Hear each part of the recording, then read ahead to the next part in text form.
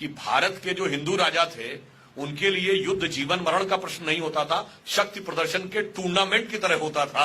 वो sportsman spirit से युद्ध लड़ते थे, युद्ध खत्म होने के बाद छोड़ दिया करते थे।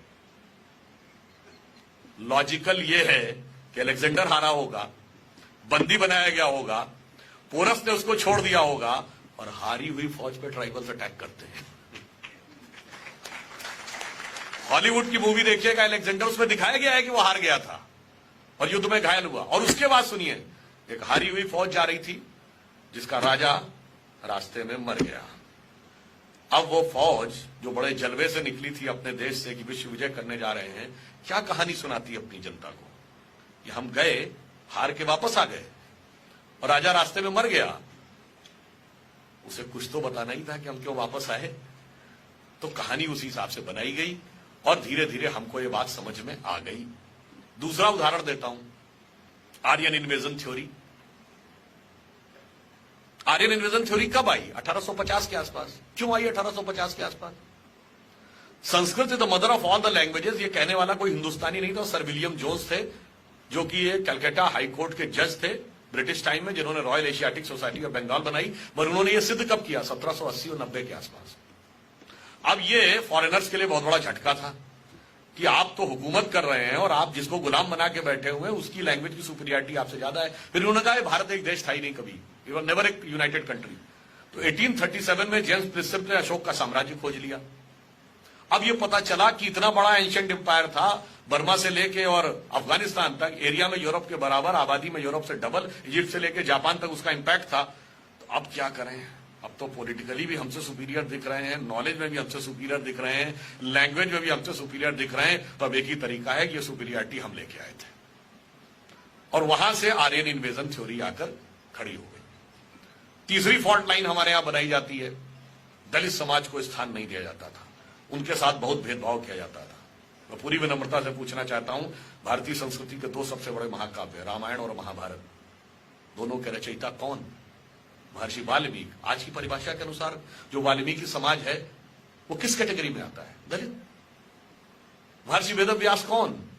आज की परिभाषा के अनुसार कौन? सहज ही समझा जा सकता है। और अगर यह सत्य था तो संत दादू, संत नामदेव, संत रैदास, संत कबीर, दक्षिण भारत के संत थिरुवल्लुवर, ये सब उस वर्ग में पैदा होकर सम्मानित संत हुए। रानी झलकारी बाई, ऊदा देवी पासी, राजा बिजली पासी, राजा भी हुए। और यथार्थ कई बार हम लोगों से ऐसा घुमा के छुपा दिया जाता था कि कई बार हम समझ ही नहीं पाते थे कि इसमें फैक्ट क्या। जैसे हम और आप सबने सुना होगा जब गुड़गांव का नाम गुरुग्राम किया गया तो बहुत से रैशनलिस्ट खड़े हो गए, ये द्रोणाचार्य के नाम पे गुरुग्राम क्यों करना, इन्होंने तो एकलव्य का अंगूठा कटवाया था और एकलव्य तो दलित था, उसके साथ बहुत बड़ा अत्याचार किया गया था। कहीं ना कहीं हम सबके भी दिमाग में ये बात है, ईमानदारी से अगर हम कहें, हमारे पास उसका कोई रैशनल उत्तर नहीं है। आप लोगों को भी ऐसा लगता होगा ना। और उसका कारण जानते क्या है? महाभारत में एकलव्य का उल्लेख कहां है? आप लोगों में से कितने लोगों ने पढ़ा है?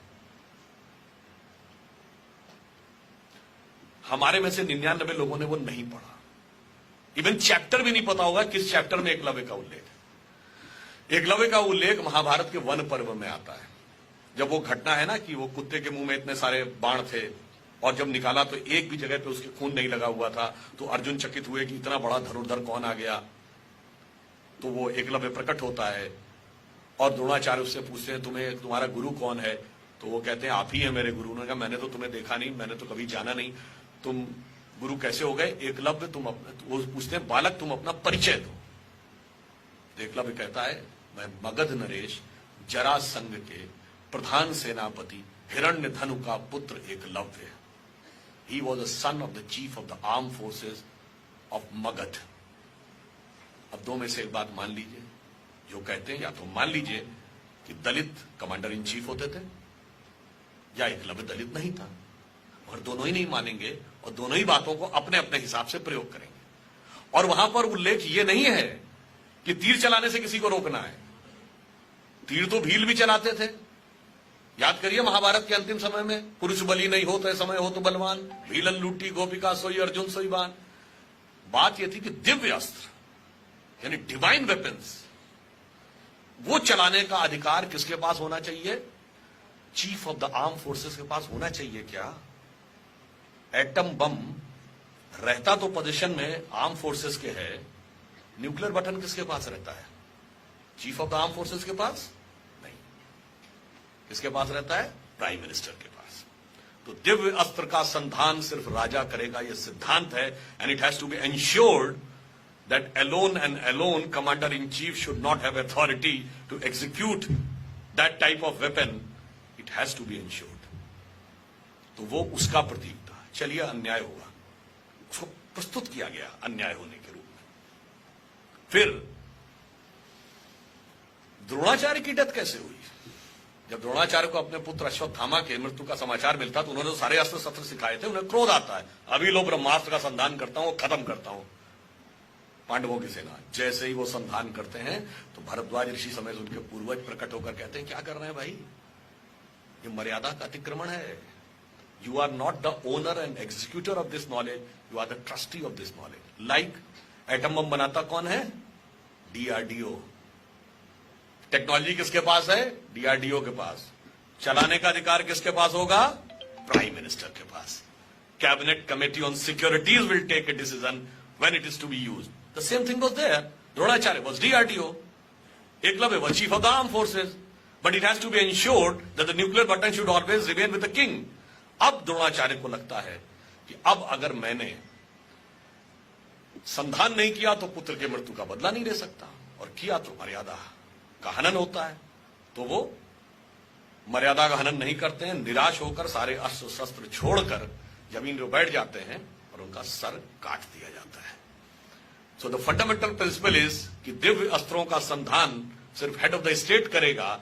इसके अनुपालन के लिए यदि एकलव्य का अंगूठा कटा तो उसी के अनुपालन के लिए द्रोणाचार्य का सर कटा। मगर चूंकि हम लोगों ने वो चीजें पढ़ी नहीं और अपने हिसाब से वो चीजें जो हमें बताई गई उससे हम कहीं ना कहीं, वो लोग जो एजेंडा था ना कि हम ग्लानि हमारे अंदर होनी चाहिए, वो सेटल हो गए। दूसरा इशू बताया जाता है, साहब सीता जी को भगवान राम ने भेज दिया, बड़ा गलत काम किया, तो महिलाओं के साथ इतना बड़ा अत्याचार होता था, उनको वन भेज दिया, वनवास दे दिया। ठीक है साहब, सीता जी को तो वनवास भगवान राम ने भेजा, ये राम को वनवास किसने भेजा था? कैकेयी ने भेजा था ना। अब बताइए, दुनिया किसी वर्ल्ड की किसी कल्चर में एक वुमेन की इतनी पावर थी कि राजा को अपना डिसीजन बदलना पड़े, सौतेला बेटा उसकी वजह से जंगल में जाने को तैयार हो जाए, और राजा दशरथ ने पुत्र भी छोड़ा और प्राण भी छोड़े। एक कहावत है ना, प्राणन ते सुत अधिक है और सुत ते अधिक परान, और ते दोनों दशरथ तजे वचन न दीन हो जान। यानी लोग कहते हैं ना, सबसे ज्यादा प्यारा क्या होता है, प्राण या बेटा, और वो दोनों ही उन्होंने छोड़े मगर वचन नहीं छोड़ा। ये पक्ष नहीं बताया जाता है, क्योंकि माता पिता कहने में मां बेटा तो कोई ना कोई किसी का होगा, वर्ग नहीं है जिसमें डिवीजन किया जा सके। द्रौपदी को जुए पे लगा दिया है तो बहुत गलत बात थी, उससे पहले 5 भाइयों को भी तो जुए पे लगाया। बताइए, हस्बैंड वाइफ का एक दूसरे ज्यादा हक है या भाइयों का? मगर भाई भाई को नहीं बना सकते, तो भाई भाई कोई ग्रुप नहीं है समाज में।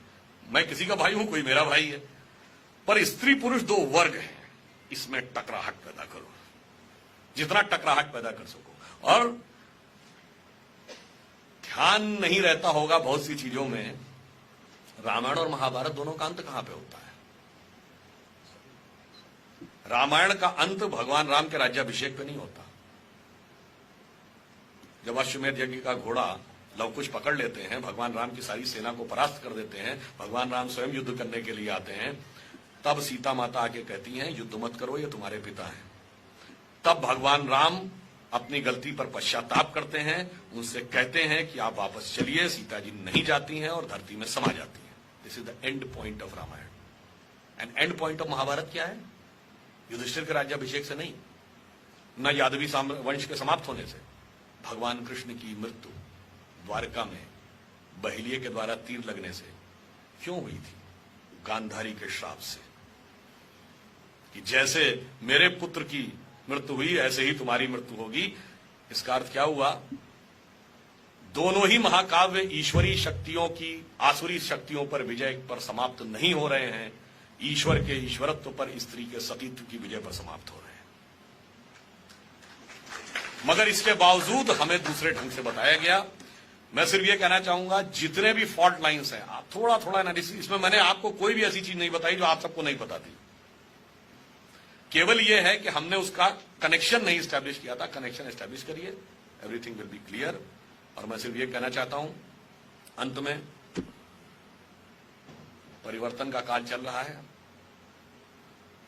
और परिवर्तन का दिशा निर्देश उंगली करती है। उंगली को सही ढंग से प्रयोग करेंगे तो सही दिशा में देश जाएगा। और यह भी आप तय मान लीजिए कि ये डिसाइडेड है, this is decided by destiny कि ये होना है। आप कहेंगे कैसे मान ले जी? मैं आपसे पूछता हूं, 1 जनवरी 1901 को जब इस देश में सूरज उगा तो इस देश में किसकी सरकार थी? अंग्रेज की। 1 जनवरी 1951 को किसकी सरकार थी? कांग्रेस की। और 1 जनवरी सन 2001 को जब 21वीं सदी के पहले सूरज की पहली किरण इस धरती पर पड़ी तो किसकी सरकार थी?